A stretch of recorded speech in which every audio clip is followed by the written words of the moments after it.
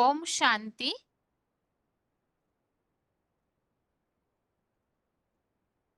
भगवत गीता श्लोक क्लास में आज का श्लोक है 12वें अध्याय का 20वां श्लोक। अध्याय 12 श्लोक नंबर 20। ये 12वें अध्याय का अंतिम श्लोक है और 12वें अध्याय में भक्ति योग में हमने मुख्य बातें समझी है।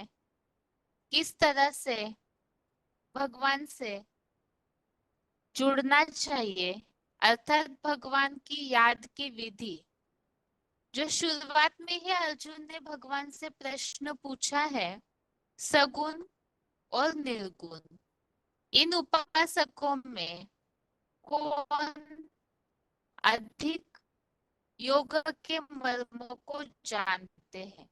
और इसी बात के लिए भगवान ने अर्जुन को साकार में निराकार की याद का महत्व समझाया। वो साकार जो ऊंची स्टेज में है, उनमें जो निराकार परम पिता प्रवेश है, तो उस साकार में निराकार अर्थात रफीक अडोल में जो निराकार परम पिता प्रवेश है, तो ऐसे साकार में निराकार को जो याद करते हैं, साथ में अपने इंद्रियों को संयमित रख के एक रस रहते हुए जो सबके कल्याण में लगे हुए हैं, तो इस तरह से योगियों के लिए याद की विधि बताई है। और इसी के साथ निराकार को याद करने से क्या कठिनाइयां हैं, वो बातें भी अर्जुन को भगवान ने समझाई है। और जो भगवान को साकार में निराकार को याद करते हैं अव्यभिचारी रूप से, तो वो बहुत शीघ्र ही इस मृत्यु संसार सागर से पार होते हैं। ये बात भी हमने समझी है। इसके साथ ही इस दुख के संसार सागर से पार होने, उद्धार होने के लिए योग अभ्यास की अति आवश्यकता है। तो इसीलिए ही ऐसा योग अभ्यास करने के लिए ही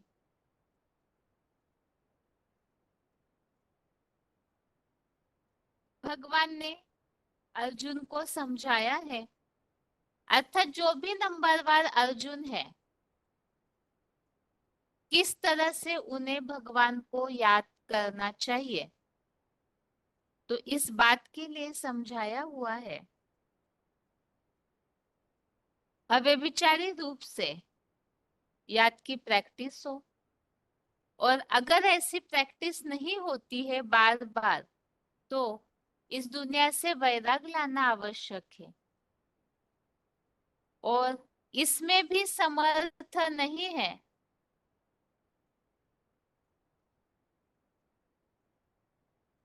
तो यज्ञ पिता के प्रति यज्ञ सेवा का कर्म करने से वैकुंठ रूपी सिद्धि की प्राप्ति होती है। और केवल वैराग्य की या तो यज्ञ सेवा के कर्म की भी प्रैक्टिस करने में असमर्थ है, तो सर्व संबंधों से भगवान की शरण लेने के लिए बताया। और साथ ही में कर्म फल का त्याग, क्योंकि कर्म फल के त्याग के बाद तुरंत ही शांति प्राप्त होती है। और इसी के साथ ये तो योगाभ्यास की प्रैक्टिस किस तरह करनी चाहिए, शांति की अनुभूति कैसे हो सकती है, इसके बारे में समझाया।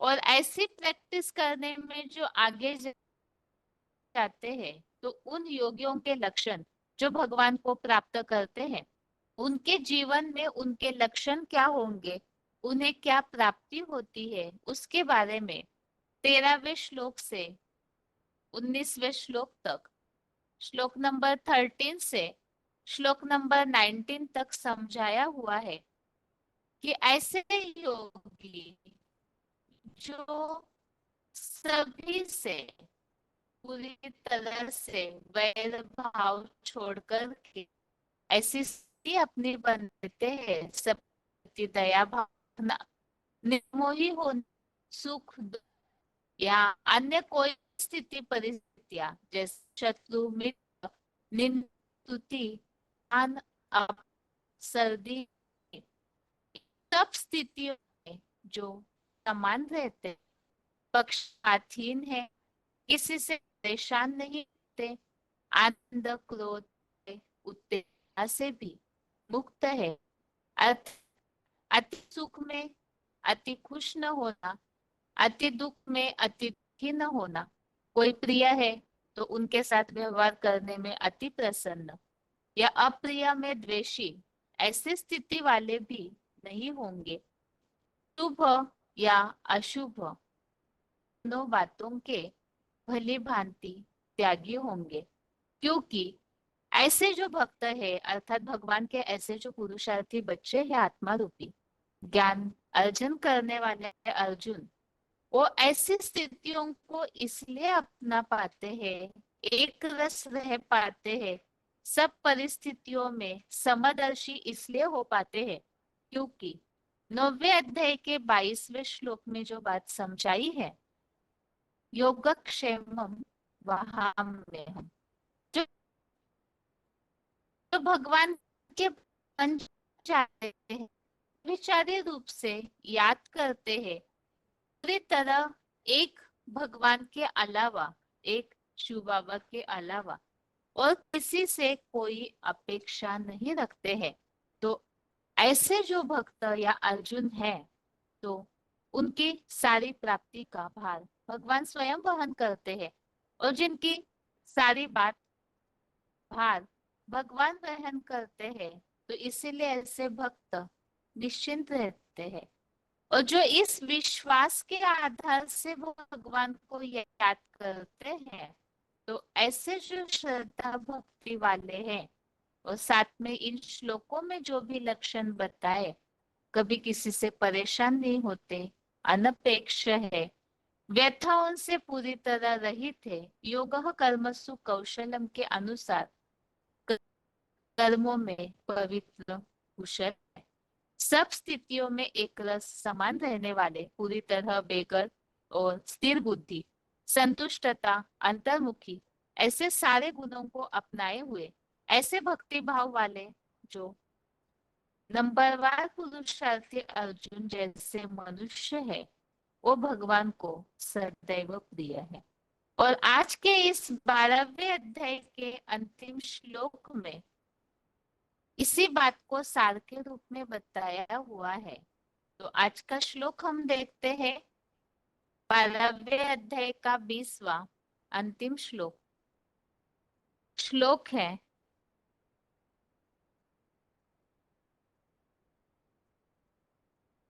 एतु धर्म्यामृतमिदं यथोक्तं पर्युपासते श्रद्धाना मत परमा भक्तास्तेव तीव मे प्रियः।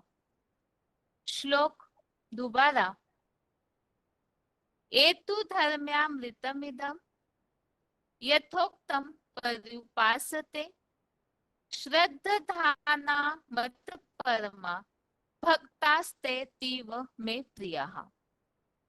श्लोक फिर से,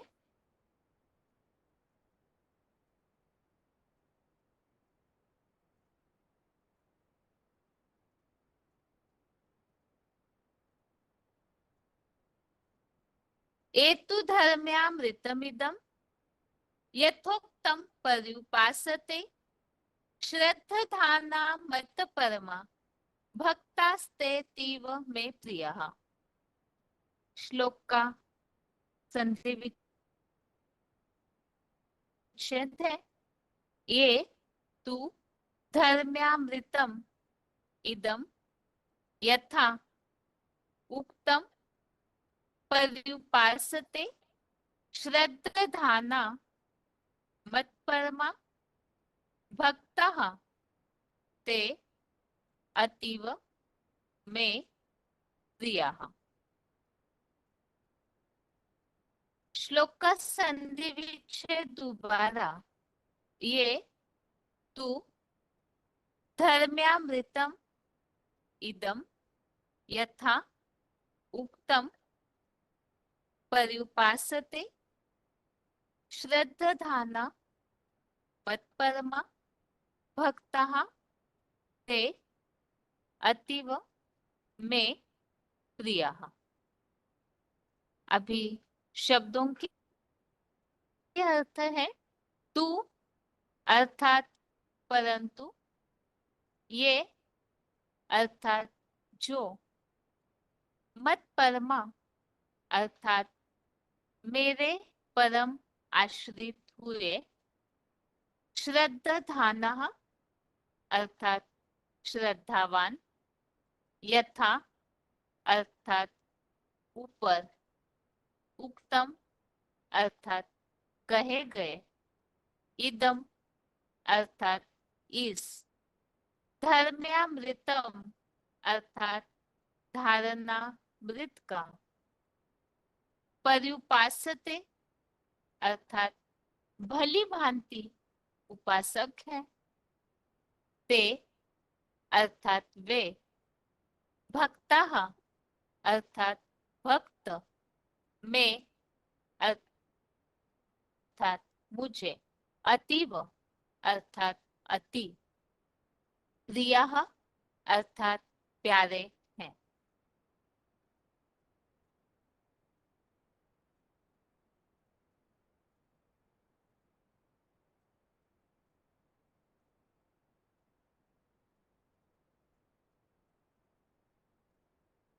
शब्दों के अर्थ दोबारा, तू अर्थात परंतु, ये अर्थात जो, मत परमा अर्थात मेरे परम आश्रित हुए, श्रद्धानः अर्थात श्रद्धावान, यथा अर्थात ऊपर, उक्तम अर्थात कहे गए, इदम अर्थात इस, धर्म्यामृतम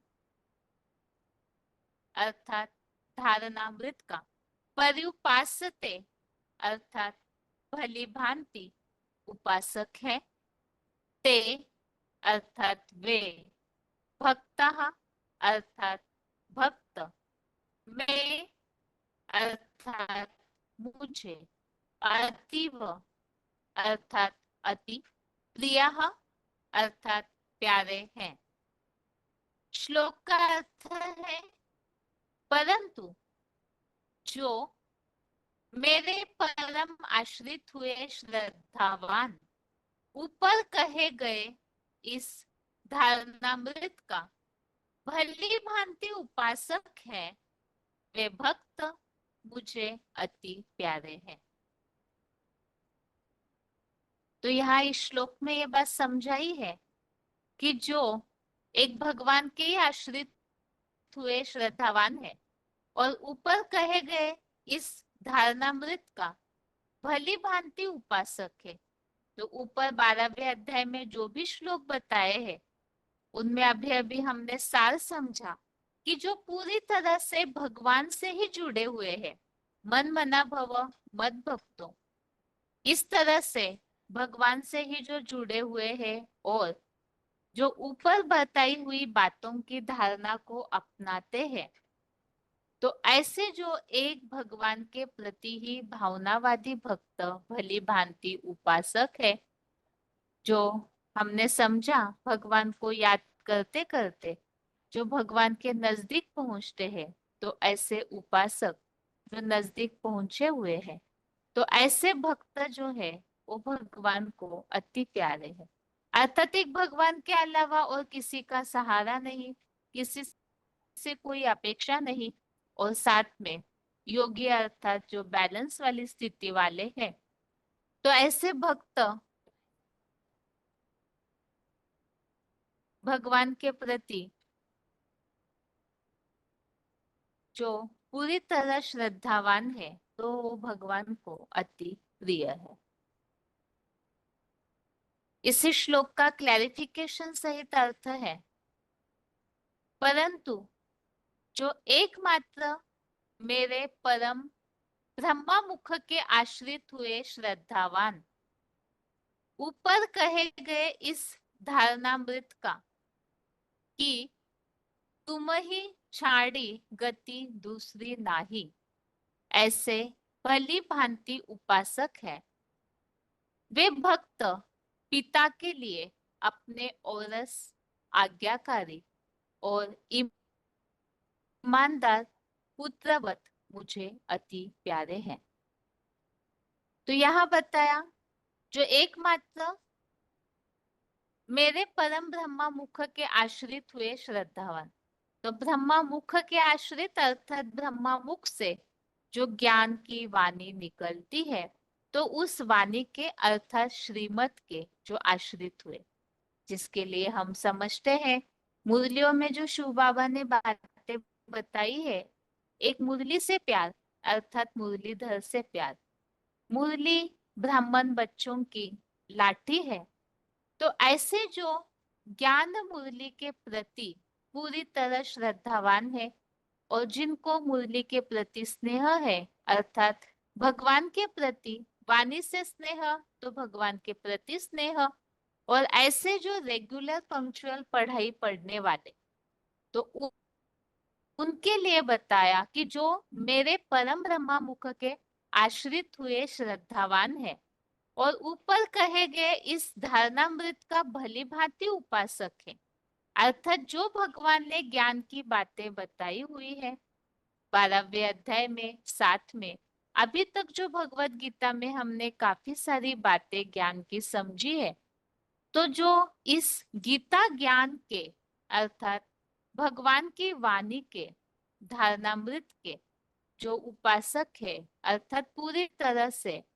ज्ञान सुनने समझने में जो हमने इसके पिछले अध्यायों में समझा प्रीतिमान हुए, इस सर्वोत्तम वाणी के प्रति जिनकी पूरी तरह आस्था है और जो ये समझते हैं तुम ही छाड़ी गति दूसरी नहीं, अर्थात एक भगवान के अलावा और कोई गति सदगति दाता नहीं और भगवान ही वास्तव में वास्तविक सच्ची गति सदगति भी है।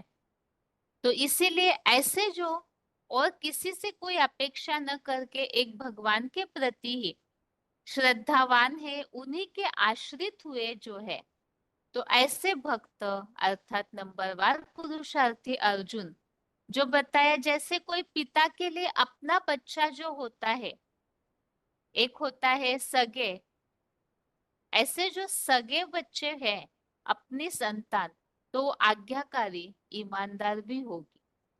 तो ऐसे ही जो भगवान के प्रति उनकी औरस अपनी जो संतान होती है वो जरूर आज्ञाकारी ईमानदार पुत्रवत मुझे अति प्यारे हैं।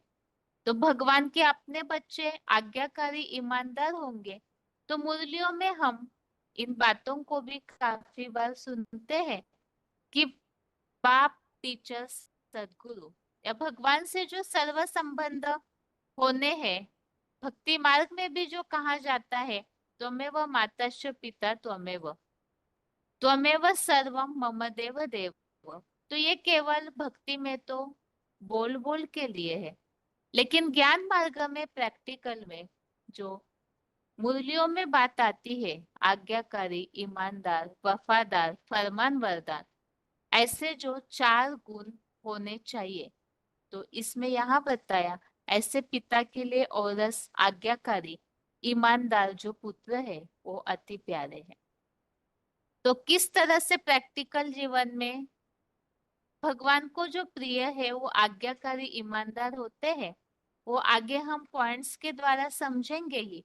और ऐसे जो आज्ञाकारी ईमानदार है वो जरूर ये सोचेंगे एक भगवान के अलावा और दूसरी कोई गति नहीं है। इसी श्लोक संबंधित और कुछ बातें रेफरेंस श्लोक में समझते हैं। आगे रेफरेंस श्लोक है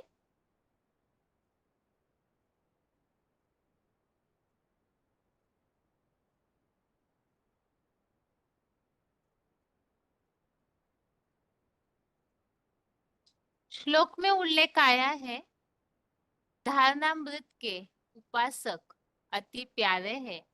तो इस संबंधित यहाँ रेफरेंस श्लोक है 18वें अध्याय का 68, 69 और 70।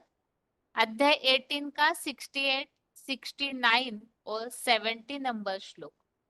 68 नंबर श्लोक में बताया है, जो इस परम रहस्य को अर्थात ज्ञान को, 18वें अध्याय में तो गीता का अंतिम अध्याय है, तो इसमें पूरे गीता में जो भी बातें बताई है उसके सार वाले श्लोक है। तो यहाँ इस श्लोक में बताया है, इस परम रहस्य अर्थात गीता ज्ञान को मेरे भाव भरे श्रद्धा युक्त भक्तों में सुनाएगा, वह मेरी परम श्रेष्ठ भक्ति करके बिना संशय के मुझको ही प्राप्त होगा। तो यहाँ परम रहस्य अर्थात भगवान की वाणी को जो श्रद्धा भावना से सुनने वाले हैं और बताते हैं औरों को भी इस ज्ञान को, वो भगवान को प्राप्त होते हैं। और 69 नंबर श्लोक में बताया हुआ है, मानवों में कोई भी मेरा उस साकार रथी सो निराकार शिव ज्योति समान प्रिय कर्म करता नहीं, और विश्व में जो एक जगत पिता महादेव की मूर्ति है, उस आदम के अलावा कभी कोई दूसरा व्यक्ति अधिक प्रिय न हुआ है, न होगा। तो यहाँ पर भगवान की वाणी को जो सुनते और सुनाते हैं, उसमें भी अधिक प्रिय कौन है, तो उनके लिए बताया। और 18वें अध्याय का श्लोक नंबर 70 इस श्लोक में बताया, इस धारणा योग्य वार्तालाप एडवांस ज्ञान का लगन से अध्ययन करेगा, उस महारुद्र के ज्ञान यज्ञ की श्रेष्ठतम मनसा प्लस वाचा सेवा द्वारा मैं प्रिय बनूंगा, ऐसी मेरी मान्यता है। तो इस ज्ञान को जो पूरी तरह मनन चिंतन मंथन करते हैं, तो बताया वो भगवान के प्रिय बनते हैं। आगे है, इससे टॉपिक संबंधित जो धारणामृत के उपासक अति प्यारे हैं, तो इसमें 7वें अध्याय का अध्याय 7 का श्लोक नंबर 17।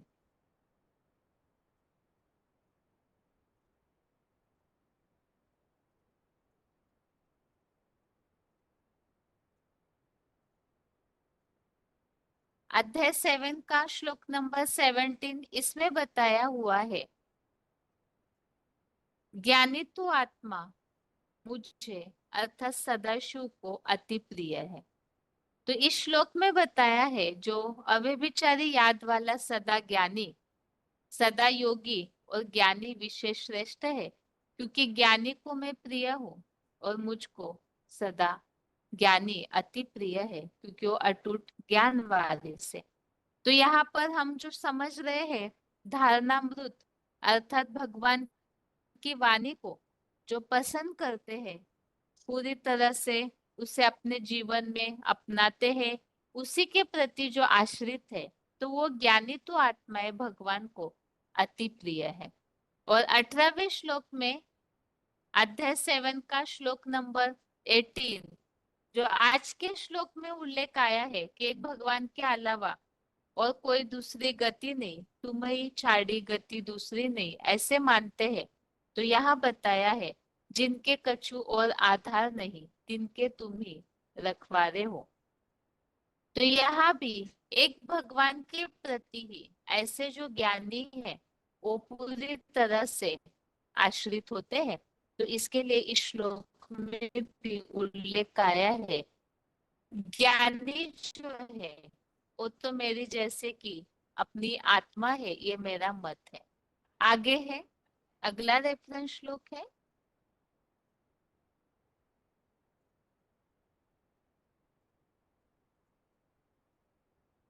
श्लोक में उल्लेख आया है, मेरे परम आश्रित हुआ। एक भगवान के प्रति ही जो परम आश्रित हुए हैं, उसके लिए चौथे अध्याय का 20, अध्याय 4 का श्लोक नंबर 20 है, एक शिव बाबा सिवा किसी के आश्रयहीन। तो एक भगवान के प्रति ही, भगवान का ही सहारा लेने वाले। और 12वें अध्याय का 16, अद्वैत 12 का श्लोक नंबर 16 में भी उल्लेख है, जो मेरे व्यक्तित्व सिवाय और कोई की अपेक्षा न करे, तो भगवान के प्रति पूरे आश्रित हुए, ऐसे भी भगवान को अति प्रिय है। ये तो आज के श्लोक संबंधित रेफरेंस श्लोक हमने समझे, और श्लोक में मुख्य बात बताई हुई है। भगवान के द्वारा जो गीता ज्ञान अमृत बताया जाता है, वो ब्रह्मा मुख की वाणी अर्थात ये ज्ञान का अमृत, जिसे धारणामृत कहा है, जो उसके प्रति श्रद्धावान है, अर्थात भगवान की वाणी को जो महत्व देते हैं, मुरली से प्यार अर्थात मुरलीधर से प्यार, और जो भगवान की वाणी से स्नेह करते हैं, तो ऐसे ज्ञानी तो आत्मा, जो अभी रेफरेंस श्लोक में हमने समझा, और जैसे कि भगवान समझते हैं मेरी अपनी आत्मा है, तो ज्ञानी को भगवान प्रिय है और भगवान ज्ञानी को पसंद करते हैं। ये आज के श्लोक का अर्थ और रेफरेंस श्लोक हमने समझे। अभी आगे उच्चारण सुनते हैं। उसके बाद किस तरह से धारणामृत को अपनाने वाले भगवान को अति प्रिय है, साथ ही में भगवान की अपनी संतान जो औरस संतान बताई हुई है, तो किस तरह प्रैक्टिकल जीवन में आज्ञाकारी ईमानदार इन गुणों को अपनाते हैं, उससे भी पॉइंट्स के द्वारा समझते हैं। आगे है उच्चारण।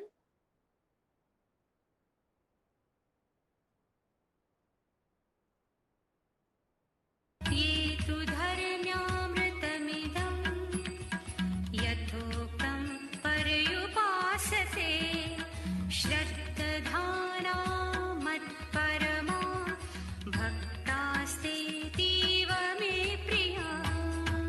परंतु जो एकमात्र मेरे परम ब्रह्मा मुख के आश्रित हुए श्रद्धावान ऊपर कहे गए इस धारणामृत का कि तुम्हीं छाड़ी गति दूसरी नाही, ऐसे भली भांति उपासक हैं, वे भक्त पिता के लिए अपने औरस आज्ञाकारी और ईमानदार पुत्रवत मुझे अति प्यारे हैं। ये तु धर्म्यामृतमिदं यथोक्तं पर्युपासते श्रद्धाना मत्परमा भक्तास्तेतीव मे प्रिया। परंतु जो एकमात्र मेरे परम ब्रह्मा मुख के आश्रित हुए श्रद्धावान ऊपर कहे गए इस धारणामृत का कि तुम्हीं छाड़ी गति दूसरी नाही, ऐसे भली भांति उपासक हैं, वे भक्त पिता के लिए अपने औरस आज्ञाकारी और ईमानदार पुत्रवत मुझे अति प्यारे हैं। आगे है श्लोक संबंधित पॉइंट्स है। VCD number 309, VCD number 309, 28 minute 28 minutes के बाद से लिया हुआ पॉइंट है। ब्रह्मा मुख के आश्रित हुए श्रद्धावान।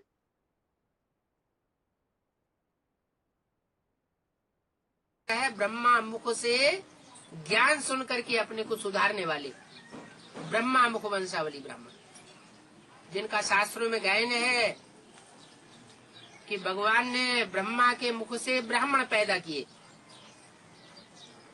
अब मुख से कोई मशीन थोड़ी ही रखी हुई है कि जिसमें से हुआ किया और ब्राह्मण निकल पड़े। ये तो समझ की बात है कि भगवान बाप आते हैं तो जिस मुख का आधार लेते हैं ज्ञान सुनाने के लिए, क्योंकि उनको अपना मुख तो है नहीं, वो तो निराकार है, निरंजन है, उसको पाप कर्म तो लगता ही नहीं है, इसलिए कोई न कोई शरीर में प्रवेश करता है, और जिस तन में भी प्रवेश करता है उसका नाम ब्रह्मा रखता है।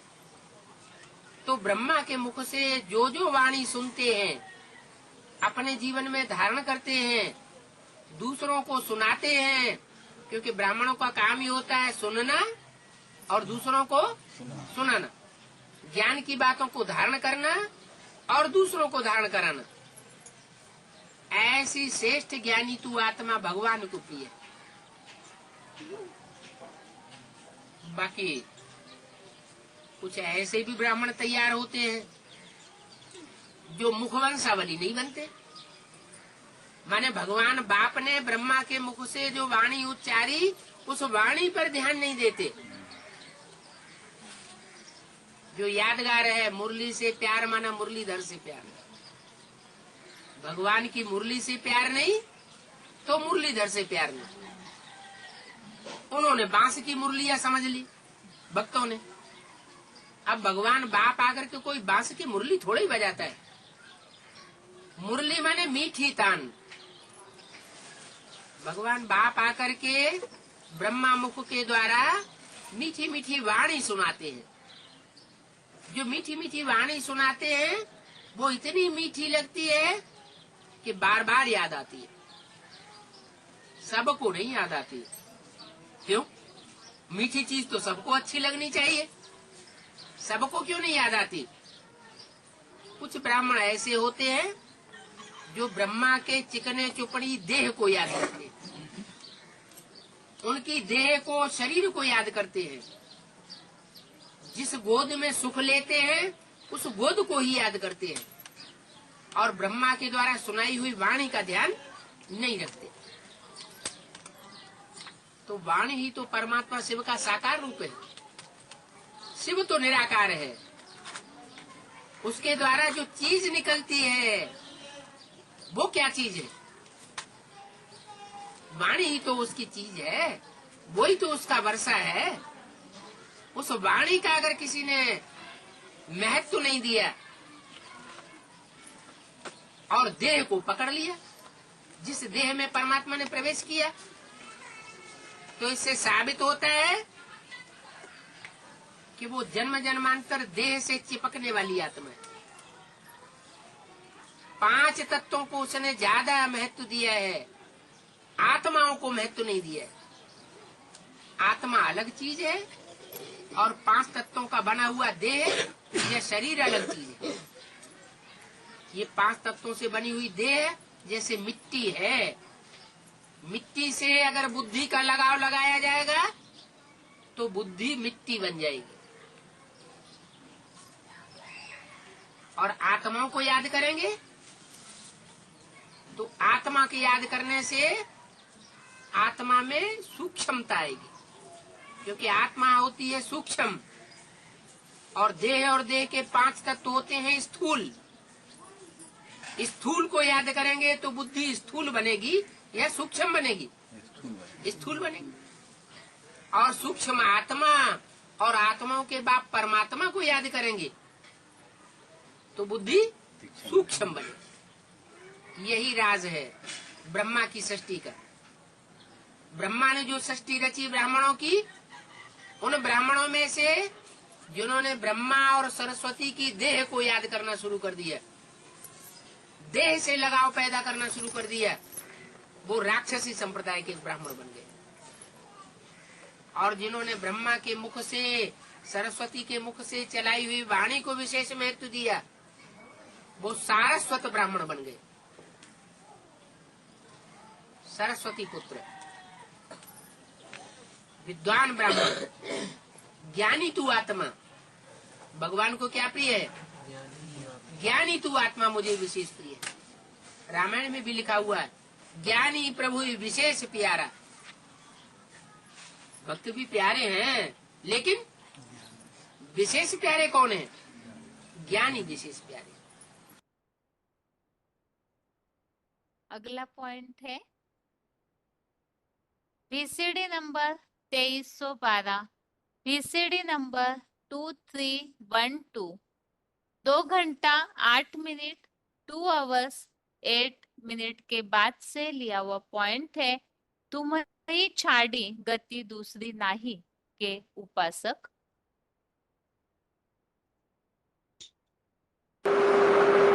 भारतवासियों का विश्वास क्या है?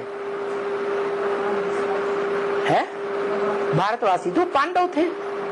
पांडवों को किसका विश्वास था? किसका आधार था? भगवान का। एक भगवान, दूसरा नहीं। एक भरोसो, एक बल, एक आस विश्वास, एक के ऊपर भरोसा, एक ही हमारा बल, एक के ऊपर हमारी आस लगी हुई है। तो बताओ ज्यादा पावरफुल कौन हुआ है? जिसमें एक ही आस है, इसकी एक के ऊपर ही विश्वास है। एक को छोड़ तुम्हें छाण गति दूसर नहीं, राम बसो तिनके मन माई। हे भगवान राम, तुम किसके दिल में बसो है?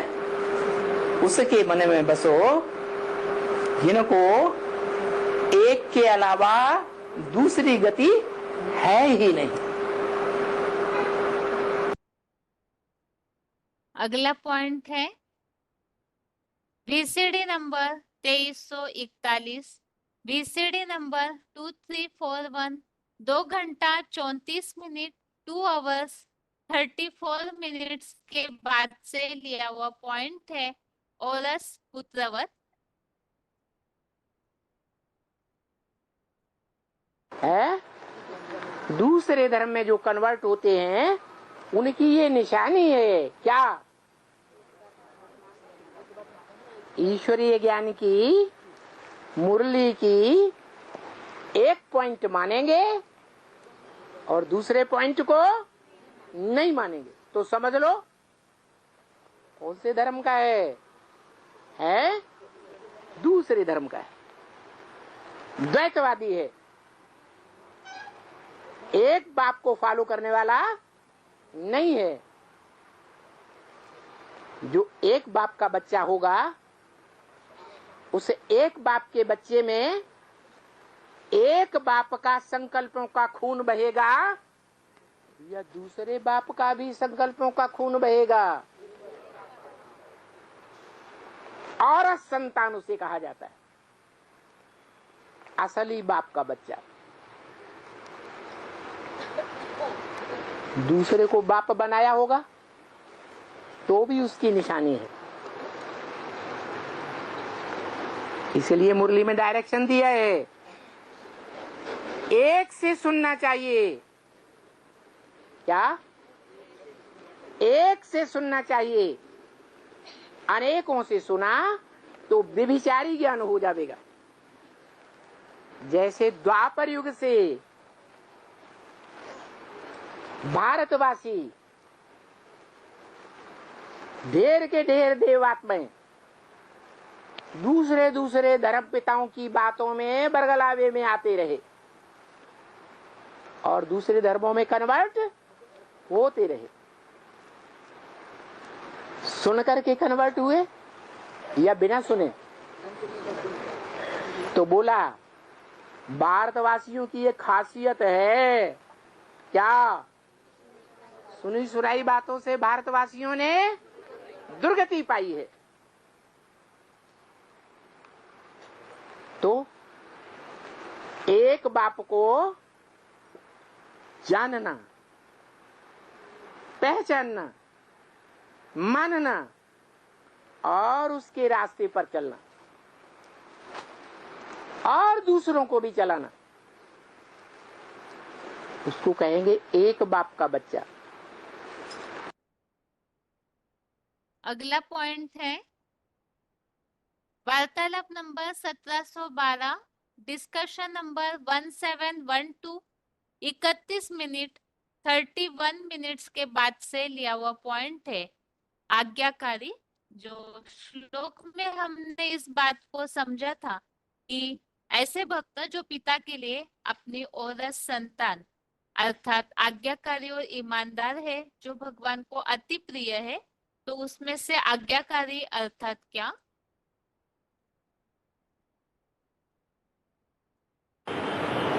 कोई भी संबंध हो उसको निभाने की बात है। जैसे बाप के संबंध में आज्ञाकारी, शिव हमारा बाप है तो हम आज्ञाकारी बच्चे बने हैं। जैसी जैसी आज्ञाएं वो मुरली में दे रहा है, श्रीमत दे रहा है, उन आज्ञाओं का मैं फॉलो करता हूँ या नहीं करता हूँ? अगर नहीं करता हूँ तो मैं पक्का बच्चा नहीं हूँ आज्ञाकारी। बच्चा वो जो बाप की आज्ञा को माने। ब्रह्मा बाबा के 2 बच्चे थे। ब्रह्मा बाबा उन बच्चों को अपना बच्चा नहीं माना। क्यों नहीं माना? क्योंकि वो अवज्ञाकारी थे, बाप की आज्ञा को फॉलो ही नहीं किया। तो बाप के संबंध में आज्ञाकारी हो। अगला पॉइंट है VCD number 2237, VCD number 2237 48 minute 48 minutes के बाद से लिया हुआ पॉइंट है ईमानदार।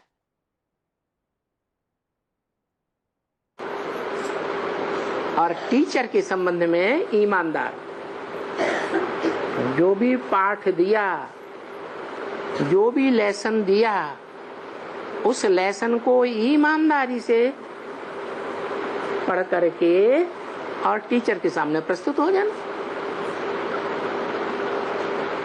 जो ईमानदार स्टूडेंट होता है वो ईमानदारी से रोज क्लास करेगा, रेगुलर रहेगा और क्लास में भी टाइम से आएगा, पंक्चुअल रहेगा या नहीं रहेगा? हैं? पंक्चुअल ही रहेगा। ईमानदार नहीं है तो टीचर क्लास में पहले पहुंच जाएगा और बेईमान स्टूडेंट बाद में आएगा। टीचर के साथ ईमानदारी नहीं निभाएगा तो डिसरिगार्ड हुआ टीचर का या नहीं हुआ? हैं? डिसरिगार्ड हो गया। अब जो बच्चा रोज रोज डिसरिगार्ड करता रहे तो टीचर की दुआएं मिलेंगी? हैं? बिल्कुल दुआएं नहीं मिलेंगी। तो स्टूडेंट और टीचर का जो संबंध है, विद्यार्थी का और मास्टर का जो संबंध है, उसमें करास आ जाती है। तो इस तरह से आज के क्लास में हमने 12वें अध्याय का 20वां अंतिम श्लोक समझा और इस श्लोक में विशेष बात यही समझी है कि भगवान को कौन प्रिय है।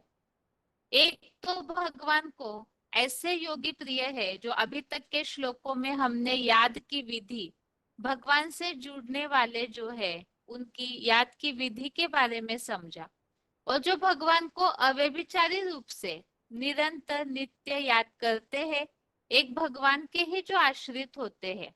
आश्रित होना अर्थात ब्रह्मा मुख से जो वाणी निकलती है, ऐसे धारणामृत के, गीता ज्ञान अमृत के जो पूरी तरह से श्रद्धावान है, आश्रित है, मुरली से जिनको अति प्यार है, तो ऐसी ज्ञानी तो आत्माएं जो एक बल, एक भरोसा, एक आस विश्वास के आधार से जो श्लोक में उल्लेख आया है, तुम ही छाड़ी गति दूसरी नहीं, तो एक भगवान के ही पूरी तरह से आश्रित है और साथ ही में जो ईश्वरीय आज्ञाओं के अर्थात श्रीमत के पूरी तरह से पालन करने वाले आज्ञाकारी, ईमानदार, ऐसे पुत्रवत पिता के लिए जो औरस संतान है, ऐसे नंबरवार जो भी ज्ञान को अर्जन करने वाले अर्जुन है, वो भगवान को अति प्रिय है। यह आज के श्लोक का अर्थ हमने समझा, जो कि 12वें अध्याय का अंतिम श्लोक। तो अगले क्लास से 13वां अध्याय शुरू हो रहा है। अभी आगे है रिवीजन के लिए 10वें अध्याय का 20वां श्लोक, अध्याय 10 का श्लोक नंबर 20। श्लोक है 10वें अध्याय का, जहां पर हम विभूतियों के बारे में समझ रहे थे।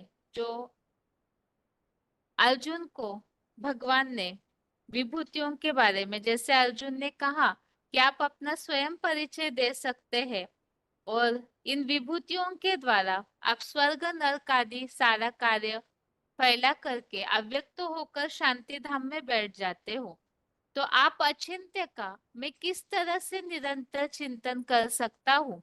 आपके सहयोग के बिना, अर्थात भगवान के सहयोग के बिना भगवान को जानना, उस अचिंत्य रूप का चिंतन करना असंभव है।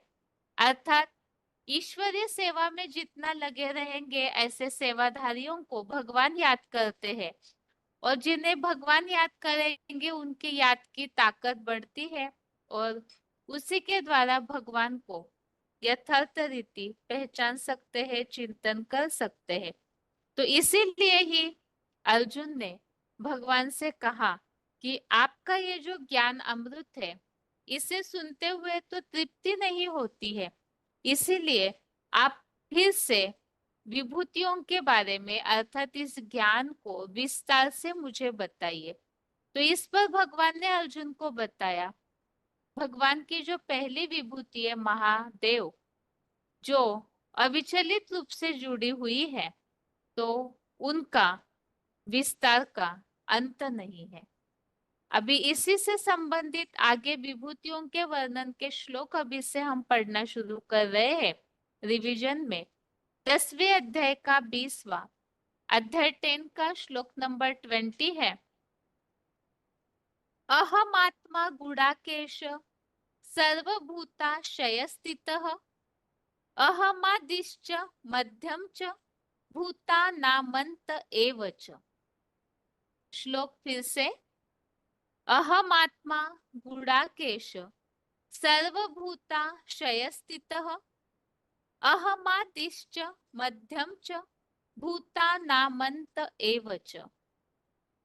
श्लोक का अर्थ है, हे निद्राजित अर्जुन, मैं आत्मा जड़ सूर्य मानिन प्रकाशित चेतन ज्ञान प्रकाश भंडारी शिव ज्योति सब प्राणियों के आधार योगेश्वर महादेव की योग ऊर्जा द्वारा स्थित हूँ और प्राणियों की मूर्तियों का आदि मध्य और हर बार कल्पांतकालीन महाविनाश में अंतकर्ता मैं ही हूँ। श्लोक का अर्थ हमने अभी समझा। श्लोक में ये बात खास बताई है कि मैं आत्मा, अर्थात परम पिता जब इस सृष्टि पर आते हैं, तो 11वें अध्याय में हमने समझा है प्रवेश करके कार्य करते हैं। तो वो प्रवेश करके जिनके द्वारा कार्य करते हैं, तो उसमें बताया सब प्राणियों के आधार द्वारा इस सृष्टि पर स्थित हो। जड़ सूर्य मानिन प्रकाशित चेतन ज्ञान प्रकाश भंडारी शिव ज्योति। जैसे आसमान में जो सूर्य है वो सारे सृष्टि को स्थूल रोशनी से प्रकाशित करता है, ऐसे परम पिता ज्ञान प्रकाश से इस सृष्टि को प्रकाशित करते हैं।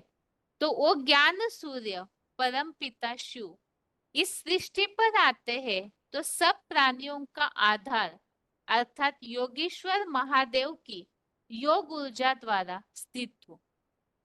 अर्थात महादेव, जो हमने विभूतियों के बारे में समझा है कि वास्तव में जितनी भी नंबरवार विभूतियां हैं, उन सब में भगवान व्यापी नहीं है, बल्कि याद की जो ताकत है वो व्यापी है। और भगवान को पूरी तरह से, भगवान की योग ऊर्जा को अपने में 100% समाहित करने वाले वो महादेव है।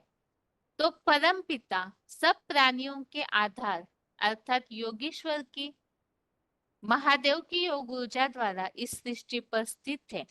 और दूसरी बात बताई कि प्राणियों की मूर्तियों का आदि मध्य और हर बार कल्पांतकालीन महाविनाश में अंतकर्ता मैं ही हूँ। तो इस तरह से परम पिता इस सारी सृष्टि के आदि मध्य अंतकर्ता भी है। दो बातें यहाँ बताई है, एक तो महादेव की योग ऊर्जा द्वारा इस सृष्टि पर परम पिता स्थित है, और वो महादेव सारी प्राणियों का आधार है, और इस सृष्टि के आदि मध्य अंतकर्ता भी परम पिता महादेव के द्वारा ही बनते हैं। वो किस तरह से, उसे हम पॉइंट्स में समझेंगे। यहाँ पर श्लोक में जो उल्लेख आया हुआ है, अहमादिश्च मध्यम च भूता नाम अंत एव च, तो सारे प्राणियों का आदि मध्य और अंत करता मैं ही हूँ। इस संबंधित यहाँ श्लोक है रेफरेंस के 10वें अध्याय का 32, अध्याय 10 का श्लोक नंबर 32, इसमें भी उल्लेख आया हुआ है, सर्गा नाम आदि अंतश्च मध्यम चैव अहम अर्जुन। तो इसमें बताया हुआ है सारी सृष्टियों का आदि आदिदेव, मध्य इस्लामियों का आदम और अंत महाकाल मैं ही हूँ। इसी तरह 10वें अध्याय के 34, अध्याय 10 का ही श्लोक नंबर 34 में उल्लेख आया हुआ है प्राणियों के आदि मध्य अंतकर्ता के लिए, मृत्यु सर्वहरश्चाहम उद्भवश्च भविष्यताम, अर्थात सारे संसार का लोप करता, प्रलय करता, महामृत्यु और भविष्यगत जड़ जंगम रूप में पैदा होने वालों का उद्गम हो। तो यहाँ पर भी आदि और अंत, उद्गम और लोपकर्ता, महामृत्यु के रूप में भगवान किस तरह से कार्य करते हैं महादेव के द्वारा, इसका उल्लेख है। आगे और रेफरेंस श्लोक है।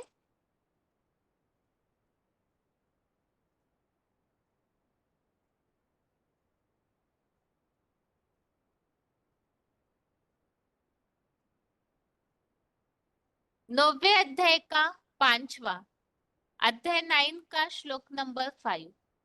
टॉपिक हम यहाँ श्लोक में समझ रहे, आदि मध्य अंत करता भगवान किस तरह से है, तो शुरुआत किस तरह से करते हैं, अंत भी वही करते हैं। तो यहाँ पर आदि और मध्य की बात के लिए उल्लेख आया हुआ है, मेरे ऐश्वर्यवान योग ऊर्जा रूप, 9वें अध्याय के 5वें श्लोक में बताया है, मेरे अर्थात भगवान के ऐश्वर्यवान योग ऊर्जा रूप निराकारी लिंग महादेव को देख। तो सोमनाथ में शिव समान आत्म ज्योति हीरा, देह की स्मृतिहीन साकारी देह वाली अव्यक्त मूर्ति योग की खुराक से साकारी प्राणियों को पैदा करने वाली, जो अभी 10वें अध्याय के श्लोक में उल्लेख है, आदि मैं ही हूँ, आदि अर्थात शुरुआत करने वाला। तो महादेव के द्वारा अव्यक्त मूर्ति जो स्थिति बनती है महादेव की शिव समान, उसके द्वारा योग की खुराक, योग के बल से प्राणियों को पैदा करने वाली, अर्थात सृष्टि की शुरुआत करने वाली, और सच्चे एडवांस गीता ज्ञान से प्राणियों का भरण पोषण करती मेरी आत्मा। तो यहाँ पर शुरुआत की बात बताई, उद्गम की। आगे 9वें अध्याय का 18, अध्याय 9 का श्लोक नंबर 18, इसमें भी आदि मध्य अंत करता मैं ही हूँ, भगवानी है, इस बात का उल्लेख आया हुआ है। प्रभवः प्रलयः स्थानम, अर्थात उत्पत्ति, विनाश और स्थिति हूँ। आगे है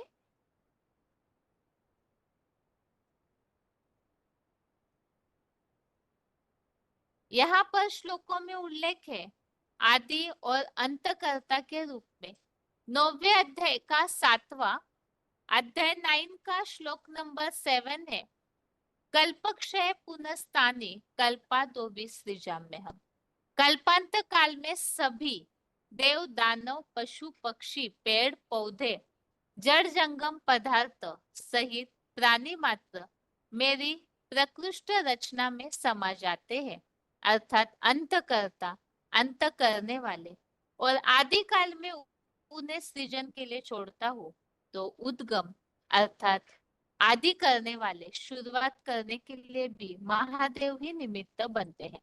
आगे 7वें अध्याय का 6वां, अध्याय 7 का श्लोक नंबर 6, इसमें भी उल्लेख आया हुआ है, प्रभवः प्रलयः, अर्थात सब प्राणियों का यह सारभूत मूर्ति रूप देह प्लस शिव समान आत्मा उद्गम है, और नीचे भी यहाँ इसी श्लोक में बताया उत्पत्ति करता तथा विनाश करता भी हूँ।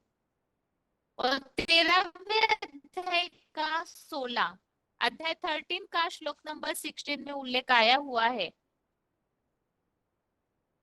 प्राणियों का भरण पोषण करता विष्णु है तथा संहार करता महारुद्र है और शास्त्रों में उत्पत्ति करता ब्रह्मा ज्ञातव्य है। तो यहाँ पर भी परम पिता ही, यहाँ जो श्लोक में बताया है कि परम ब्रह्म योग बल से अविभाज्य है, विभिन्न प्रकार के सभी प्राणियों में विभक्त हुआ सा रहता है, तो याद के बल से सभी प्राणियों में रहते हैं और उसी के द्वारा ही ब्रह्मा विष्णु और महेश के द्वारा इस सृष्टि का जैसे आदिकर्ता, अंतकर्ता और पालनकर्ता मध्य भी बनते हैं। तो अलग अलग तरीके से यहाँ भगवत गीता में भगवान किस तरह से आदि मध्य अंत करता है उसे बताया हुआ है। तो ये 10वें अध्याय के रिवीजन के श्लोक संबंधित अर्थ और रेफरेंस श्लोक हमने समझे। अभी आगे है श्लोक संबंधित पॉइंट समझते हैं। सब प्राणियों का आधार कौन है? इस श्लोक में इस बात को स्पष्ट किया है।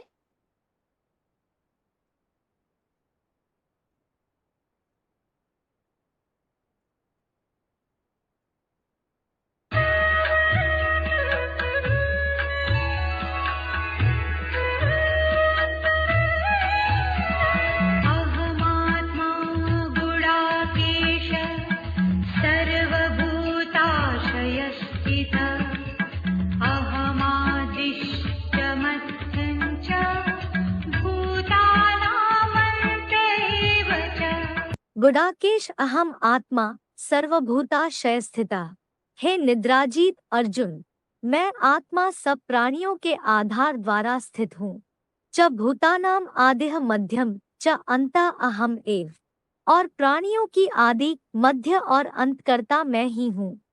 गुडाकेश अहम आत्मा सर्वभूताशय स्थिता। च भूतानाम आदिह मध्यम च अंता अहम एव। भावार्थ, हे निद्राजीत अर्जुन, मैं आत्मा जड़ सूर्य मानिंद प्रकाशित चेतन ज्ञान प्रकाश भंडारी शिव ज्योति सब प्राणियों के आधार योगीश्वर महादेव की योग ऊर्जा द्वारा स्थित हूँ और प्राणियों की मूर्तियों का आदि मध्य और हर बार कल्पांतकालीन महाविनाश में अंतकर्ता मैं ही हूँ। जो असल में ज्ञान VCD number 2376, VCD number 2376 55 minute के बाद से लिया हुआ पॉइंट है। जड़ सूर्य मानिंद प्रकाशित चेतन ज्ञान प्रकाश भंडारी शिव ज्योति।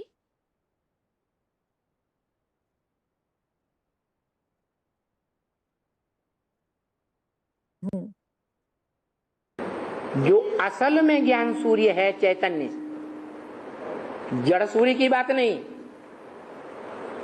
जो सदा ज्ञान सूर्य है कौन है? सदा रोशनी वाला,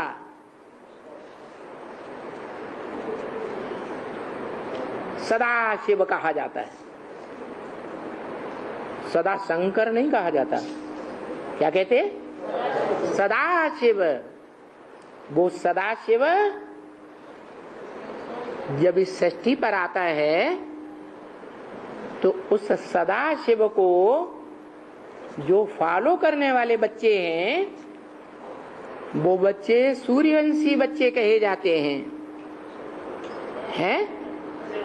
हाँ, सूर्यवंशी बच्चे हैं। वो सूर्यवंशी बच्चे जानते हैं कि इस सृष्टि रूपी रंगमंच पर पार्ट बजाने वाली आत्माओं के बीच कौन सी आत्मा परे ते परे स्टेज में रहने वाली है। आत्मा रूपी सितारे के रूप में जो सदा ज्ञान की रोशनी से भरपूर रहती है। कभी रोशनी से हीन नहीं होती। वो कौन है?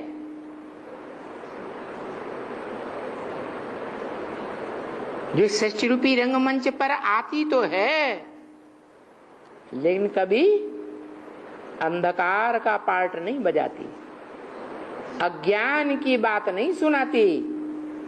क्या ज्ञान की रोशनी ही देती है या अंधेरा कायम रहेगा? अंधेरा कायम रखवाती है? कौन है? अरे शिव, सदा शिव। वो सदा शिव इस सृष्टि पर आता है तो असल में जो पार्ट बजाता है, जिस युग में पार्ट बजाता है, उस युग में सदा ज्ञान सूर्य है कि कभी ज्ञान से रहित पार्ट बजाता है, अज्ञानता का पार्ट बजाता है नहीं। शांतिधाम भी दो हो गई। अगला पॉइंट थे VCD number 2224, VCD number 2224। Shiv Yogeshwar Mahadev की योग ऊर्जा द्वारा स्थित है।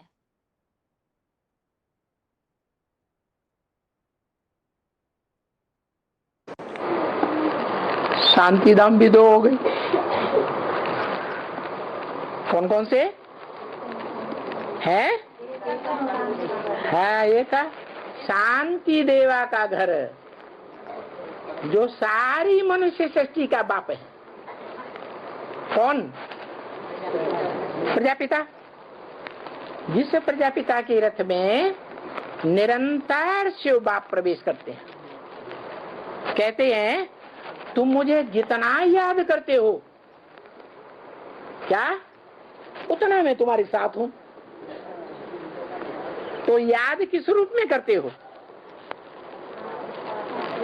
निराकार आत्मा के रूप में याद करते हो या चैतन्य आत्मा के रूप में याद करते हो? चैतन्य आत्मा तब कहें जब शरीर में हो। तो शरीर मुकर्रर रथ के साथ तुम जब मुझे आत्मा शिव को याद करते हो तो मैं तुम्हारे साथ हूं। क्या तुम्हारे से दूर नहीं हूं। और जिसमें मैं प्रवेश करता हूं वो शरीर रूपी घर मेरा घर हो गया। संगम युग में मेरा घर ऊपर या नीचे है? हाँ, इसलिए बोला मेरे को जो ऊपर अब याद करते हैं परम धाम में, वो है शूद्र संप्रदाय। क्या वो क्या है? शूद्र संप्रदाय। और जो मैं आत्मा सुप्रीम सोल इस सृष्टि पर साकार में आया हुआ हूँ, उस साकार में याद करते हैं इस सृष्टि पर नीचे, वो कौन से संप्रदाय हुए? है ब्राह्मण संप्रदाय हुए। महाविनाश के समय VCD नंबर 2329, VCD नंबर 2329। सब प्राणियों का आधार, प्राणियों की मूर्तियों का आदिकर्ता।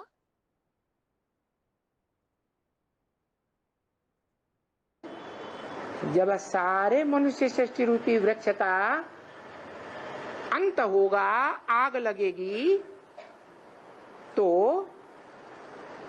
500-700 करोड़ मनुष्य आत्माएं नंबरवार अपना शरीर छोड़ करके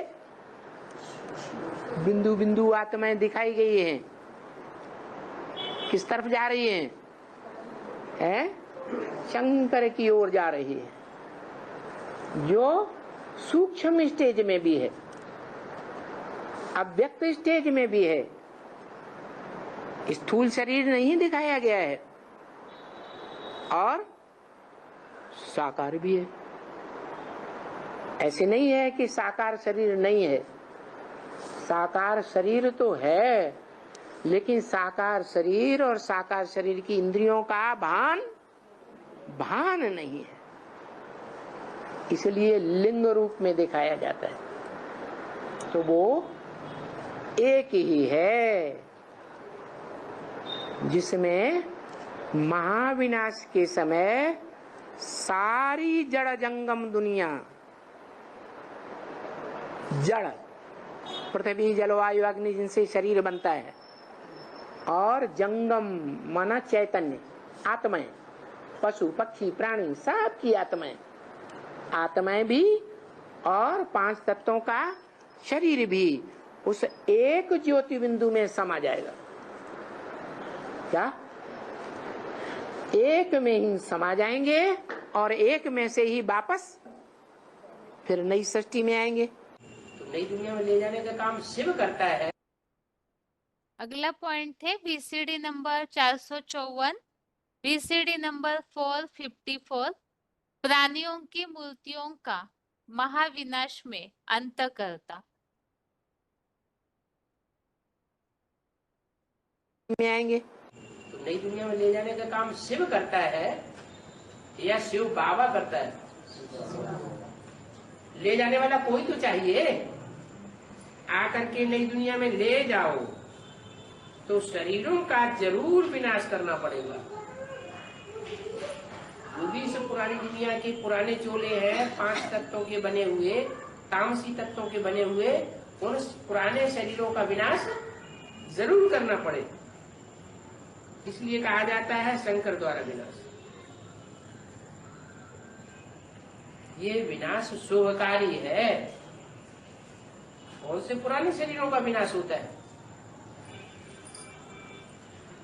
जो भी शरीर है, चाहे नई दुनिया में जाने वाले ही क्यों न हो, 5 तत्व तो सबके कन्वर्ट होंगे। जो भी आत्माएं इसी जन्म में इसी शरीर से नई दुनिया में जाएंगी तो उनके भी 5 तत्व तो परिवर्तन होंगे। निरोगी काया तो बनेगी ही बनेगी, लेकिन जिनकी नहीं बन पाती है उनके शरीर भी विनाश को पालेंगे।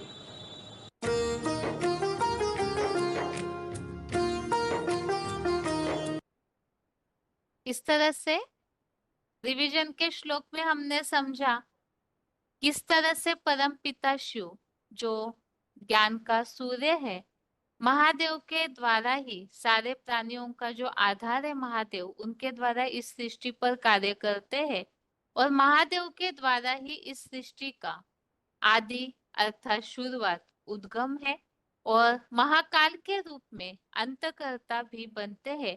तो सारी सृष्टि के प्राणी मात्र की आत्माएं अंत में याद के द्वारा उनमें समा जाती है। अभी आगे आज के श्लोक को एक बार रिवाइज करके आज का क्लास पूरा करते हैं और आज का 12वें अध्याय का अंतिम 20वां श्लोक है।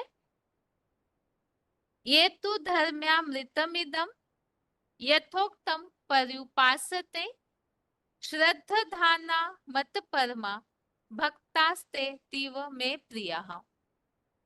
श्लोक दोबारा। ये तु धर्म्यामृतमिदं यथोक्तम पर्युपासते श्रद्धाना मत परमा भक्तास्ते तीव में प्रियः।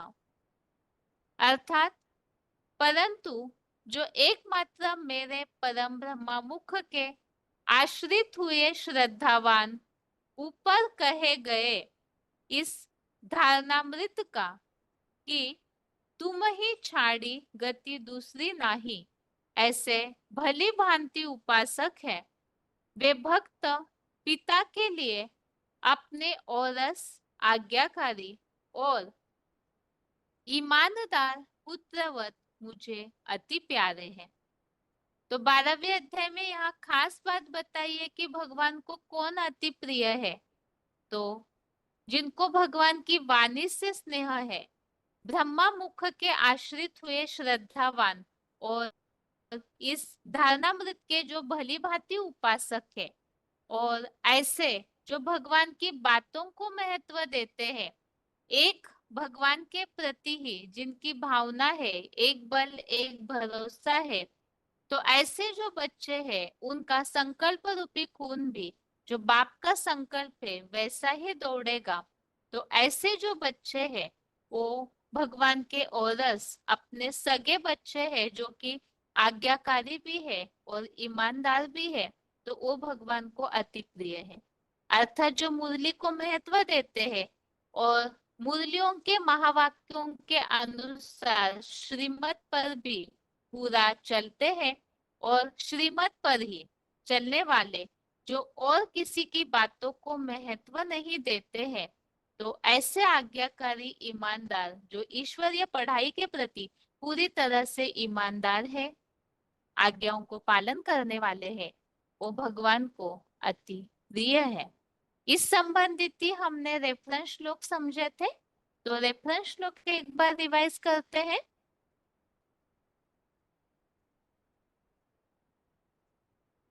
रेफरेंस श्लोक के नंबर है जो श्लोक में उल्लेख है, धारणामृत के उपासक अति प्यारे हैं, अर्थात ईश्वरीय ज्ञान और श्रीमत को महत्व देने वाले। तो 16वें 18वें अध्याय का 68, 69, 70, अध्याय 18 का श्लोक नंबर 68, 69, 70, इसमें भगवान की वाणी को जो सुन करके औरों को सुनाते हैं वो भगवान को प्राप्त होते हैं, और उनमें भी अव्वल नंबर जो अधिक प्रिय है वो महादेव आदम, वो अधिक प्रिय है सब मनुष्यों के बीच में। और जो इस धारणा योग्य वार्तालाप अर्थात ईश्वरीय ज्ञान, एडवांस ज्ञान जो धारणामृत कहा गया है, तो उसका अध्ययन करता है और उस द्वारा ही यज्ञ की सेवा करते हैं मनसा वाचा द्वारा, तो वो भगवान के प्रिय बनते हैं। आगे है